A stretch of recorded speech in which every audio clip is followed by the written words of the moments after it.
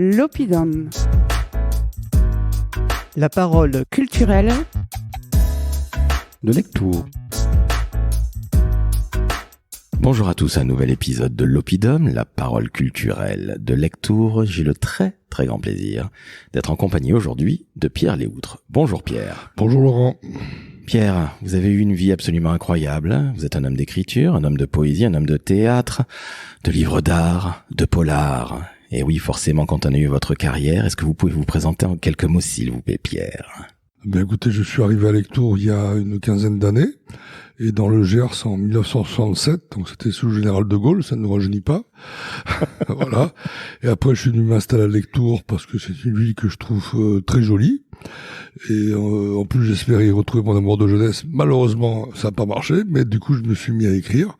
Donc, j'ai commencé à Lectoure par un roman qui évoque Lectoure. Et après, j'ai pas fait que des livres sur Lectoure, mais Lectoure a fait l'objet de plusieurs ouvrages, soit d'histoire de la Seconde Guerre mondiale, puisque je suis également très engagé au niveau régional dans l'histoire de la résistance française pendant la Seconde Guerre mondiale. Donc j'ai fait un livre sur Lectoure qui parle des résistants de la ville, mais j'ai aussi fait donc plusieurs romans qui ont pour cadre Lectoure. J'ai fait aussi un livre sur les cartes postales anciennes à Lectoure, parce que j'avais une collection complète. Mais surtout, au-delà de mes œuvres, les petites œuvres, parce que je suis pas du tout Marcel Proust, j'ai également créé une association. Et comme je connais beaucoup d'écrivains, parce que je dois être un de ceux en Occitanie qui en a fait le plus, j'organise régulièrement des salons du livre où je fais venir tous mes copains écrivains pour qu'ils puissent rencontrer le public. Voilà, donc je suis quand même quelqu'un d'engagé dans le milieu littéraire. C'est le moins qu'on puisse dire, vous avez écrit pas moins de 40 livres, au moins une quarantaine on va dire. C'est ça, ouais. Donc on a dit des polars, vous venez de le dire, de la poésie, du théâtre, des livres d'art. Vous êtes allé finalement une sorte de porte-drapeau de la littérature dans le Sud-Ouest. Non. Disons que je suis quelqu'un de profondément amoureux des livres, mais je pense qu'il y a eu tellement de livres qui ont été écrits, il y a tellement de gens qui ont du talent que je tiens à rester très modeste. Mais si vous voulez, je suis vraiment un amoureux des livres et de l'écriture, et je pousse toujours les gens à lire, notamment les jeunes, parce que je pense que c'est un vecteur qui est essentiel. Il y a 15 ans, par exemple, on était un peu inquiet par rapport aux tablettes électroniques et tout ça. Et on s'aperçoit que le livre papier reste le meilleur vecteur de l'intelligence et de la tolérance, puisque on peut dire beaucoup de choses. Et puis l'écriture est un véritable travail. C'est quelque chose qui n'est pas simple à faire. Un livre, c'est beaucoup de travail. Et le lecteur est pour nous quelque chose de très important. Donc toute mon action a été faite pour que les écrivains, les livres et les lecteurs se rencontrent. Comment vous avez pris le virus, justement, Pierre ? C'est assez curieux. En fait, j'ai commencé à l'âge de 8 ans. J'habitais à Brugnas, c'est un petit village entre Florence et Mauvesin. Et j'avais écrit une pièce de théâtre qui a été jouée. Alors, une anecdote amusante, c'est que mon père avait reçu un courrier de la Société des auteurs pour réclamer des droits d'auteur. En disant, on sait pas qui c'est ce Pierre Léoutre, mais il faut payer. Et mon père leur a répondu, mais non, c'est mon fils, il a 8 ans. Et il voulait pas le croire. Voilà, donc ça a commencé très jeune, quoi, voilà. Et après, si vous voulez, toute ma vie, j'ai été accompagné par cet amour de l'écriture. J'ai tout le temps écrit, quoi, si vous voulez. Et même aujourd'hui, je continue, ça fait 7 ans maintenant, à écrire tous les jours, parce que je suis devenu correspondant à la Dépêche du Midi, parce que c'est un boulot que peu de gens veulent faire, parce que c'est pas très bien rémunéré, c'est du boulot quotidien, mais c'est un travail d'écriture. Alors je l'ai fait à la fois pour mon territoire, que j'aime beaucoup, que c'est une façon de mettre à son service, et aussi parce que c'est un exercice d'écriture quotidien, et surtout je n'ai jamais eu autant de lecteurs. C'est ça qui est intéressant, quoi. Non, c'est un rapport à l'écriture qui est très formateur, parce que c'est très lu, il faut réagir vite, et il faut faire attention, par des articles, à ne pas mettre le trou dans la tête du public. Donc c'est un exercice à la fois difficile et passionnant et qui permet de valoriser tous les acteurs du territoire. Alors c'est assez rare que on soit journaliste. Ouais, correspondant de presse. Je suis pas journaliste parce que journaliste, il faut que ça soit son métier principal. Moi, j'ai une retraite de la police, parce que vous l'avez dit que j'étais dans la police, et je suis correspondant de presse, mais j'ai une carte de presse, etc. Effectivement, mais je ne suis pas journaliste. C'est-à-dire que un journaliste, il a des pouvoirs d'investigation, c'est un autre niveau de travail. Le correspondant de presse, lui, il fait que renvoyer l'information locale.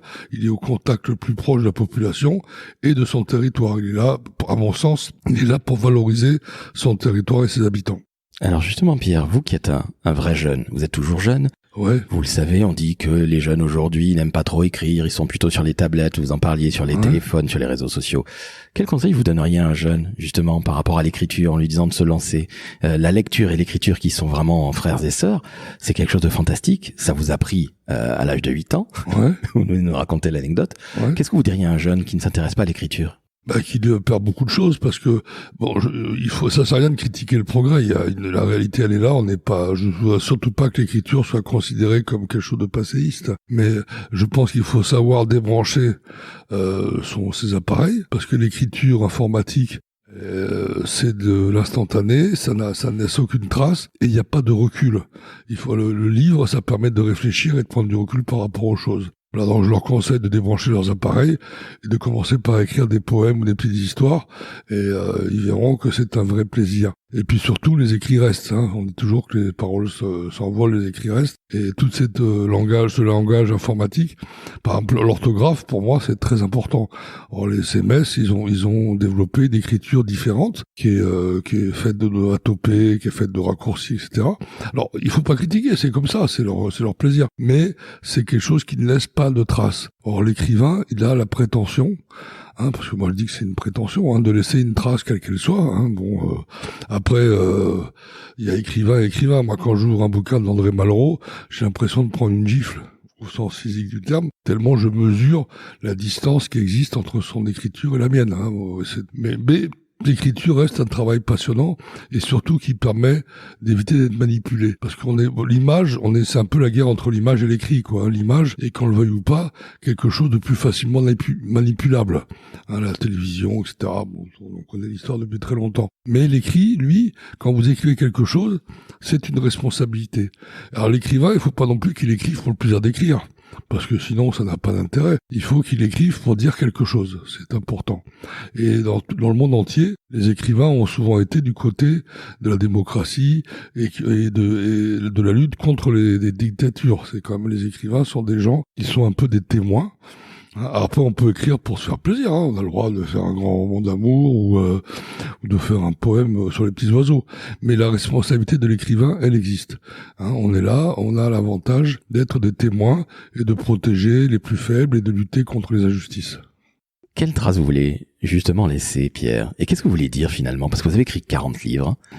C'est pas n'importe quoi. Vous êtes extrêmement prolifique. Finalement, c'est qui Pierre Léoutre? Qu'est-ce qu'il veut dire au travers de toutes ces œuvres?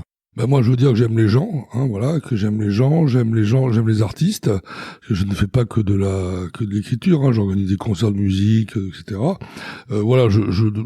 Moi, ce que j'aime, c'est proposer au public de rencontrer des artistes, qu'ils soient musiciens, écrivains, poètes, sculpteurs, c'est ça qui m'intéresse, quoi. Voilà, donc après moi, personnellement, j'ai pas de message particulier à dire, si ce n'est l'humanisme.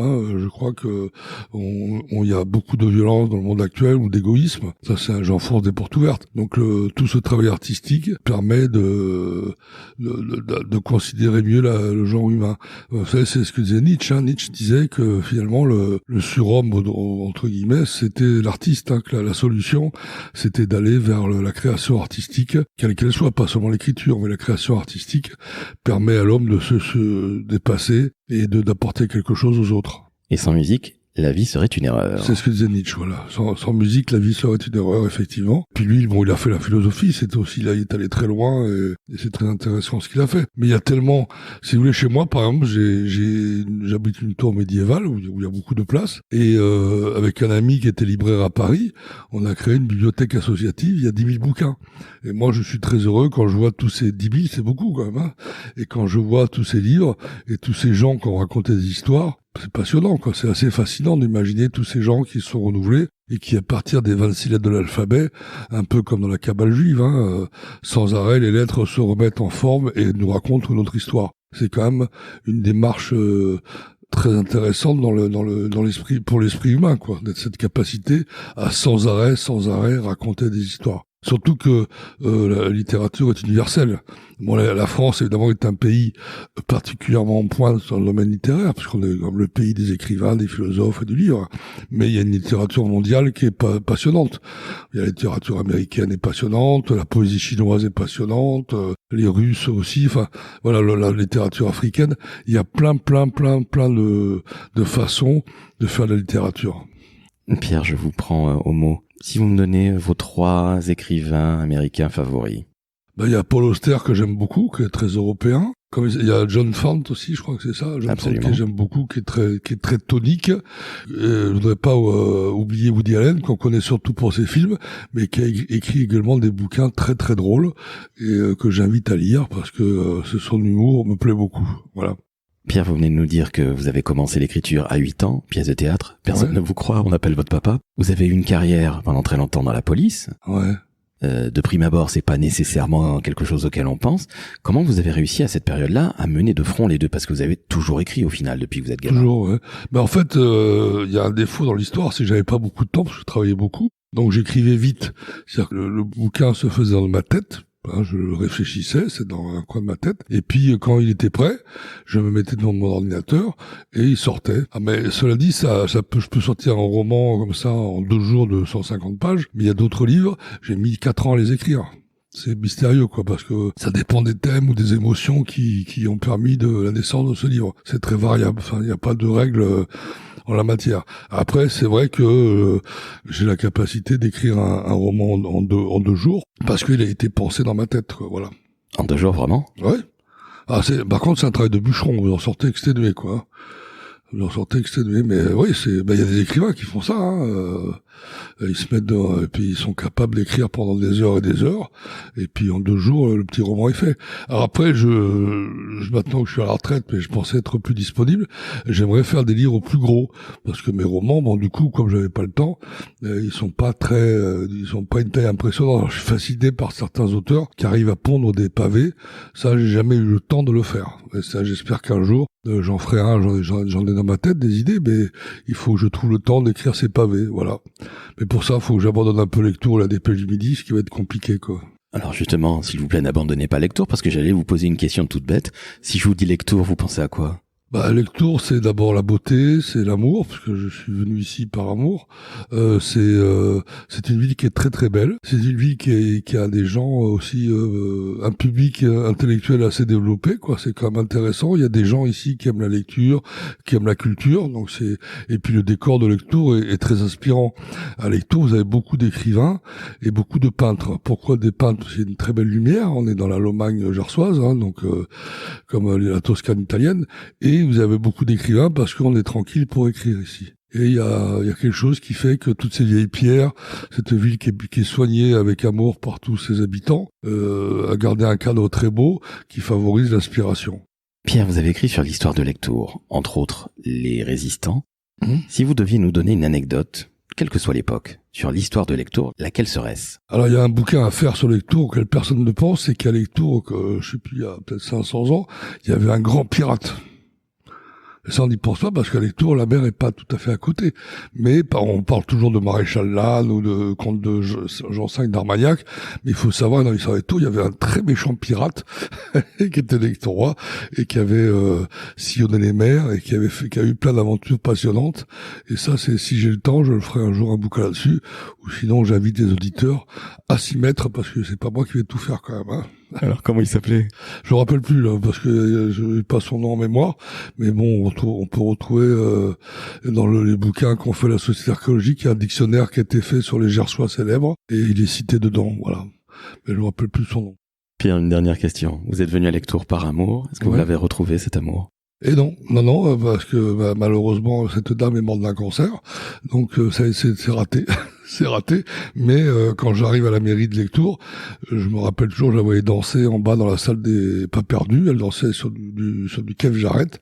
C'était très joli, The Call Concert. Et donc je reste. Vous savez, l'écrivain, c'est quelqu'un d'un homme de mémoire ou une femme de mémoire, et il reste fidèle à ça. Et puis il garde cette émotion qui est un peu qui lui permet de toujours continuer à écrire, à raconter de belles histoires. Pierre, vous venez de faire un petit signe à cette histoire d'amour finalement qui n'a pas pu reprendre. Vous avez parlé de Keith Jarrett, vous êtes aussi un très très très grand fan de musique, vous l'avez un petit peu évoqué, mais j'ai l'impression que ça fait aussi partie de votre vie, la musique. Tout à fait. D'abord parce que il y a, outre l'écrivain, j'aurais aimé être musicien, pianiste. Là, c'est quelque chose que j'ai pas eu le temps de le faire, parce que la vie passe vite et puis j'étais très occupé. Mais j'adore la musique et notamment le piano. Donc j'ai créé 2 festivals à Lectoure, un festival estival au mois d'août, la musique des sphères, où j'organise des concerts de musique classique à l'hôtel des Doctrinaires. Et à la demande d'Odile Chape, donc maire adjointe en charge de la culture, j'ai créé un festival l'année dernière, le festival du Bleu au Blues. On n'a pas fait du jazz parce que on voulait pas concurrencer bêtement Marciac, évidemment, on n'a pas cette prétention, mais le blues par rapport à cet amour perdu, c'était très bien, une très bonne idée. Donc on a créé le festival de blues qui se tient 5-6 jours l'été, quoi. Alors là, l'année dernière, on l'avait fait au mois de juillet, on a eu tellement chaud qu'on essaie on le décale cette année au mois d'août. Il y a 9 concerts. Pourquoi du Bleu Blues? Parce qu'à Lectoure, il y a le Bleu de Lectoure. C'est une société qui a repris l'activité du pastel à Lectoure, parce que le maréchal d'Empire Jean Lannes, qui était le maréchal d'Empire favori de Napoléon, avait proposé à Napoléon, en raison du blocus des Anglais sur l'Inde, de créer en France la culture du pastel. C'est comme ça et donc maréchal Lannes, c'était sa maison ici, parce que l'ancien archevêché avait été racheté par lui, et donc il a lancé la culture du pastel à Lectoure. Et donc, on a eu l'idée de parler du Bleu de Lectoure, qui est une entreprise qui existe actuellement. Et le bleu et le blues, c'est un peu un jeu de mots, bien sûr, et de faire le parallèle entre la culture du pastel et la culture du coton, puisque le blues, c'est la musique des esclaves américains noirs qui ramassaient le coton. Alors bon, ça se passe très bien, surtout que on fait ça dans le magnifique jardin des Marronniers, qui est un lieu magique. Et l'année dernière, déjà, on avait passé un festival bien sympathique, même si on a vu que 700 personnes à cause de la canicule. Donc on le refait cette année avec 9 concerts de très grande qualité. Et oui, j'aime aussi la musique. Mais voyez, je vous ai livré une petite clé de truc. Je suis à Lectoure par rapport à une belle, jolie danseuse qui dansait sur des Keith Jarrett. Et voilà, la littérature, la musique continue à vivre, à me permettre de vivre cette histoire sans non plus... attention, c'est une démarche symbolique tout ça, mais ça permet de prolonger ses émotions dans une réalité artistique, et j'offre mon travail et mes connaissances au public lectorois et gersois. Eh bien, merci beaucoup, Pierre. Vous nous avez fait voyager entre Keith Jarrett, le blues, les polars, la poésie, l'amour, évidemment, qui rime avec Lectoure. Donc, je vais demander à nos auditrices et auditeurs de nous mettre énormément d'étoiles, une pluie d'étoiles sur les plateformes qu'ils adorent. Et puis, on va vous donner également rendez-vous pour un prochain épisode de l'Oppidum, la parole culturelle de Lectoure. Et je tiens à vous remercier. Vous m'avez fait voyager, Pierre. C'était absolument passionnant. Merci à vous. Merci, Laurent.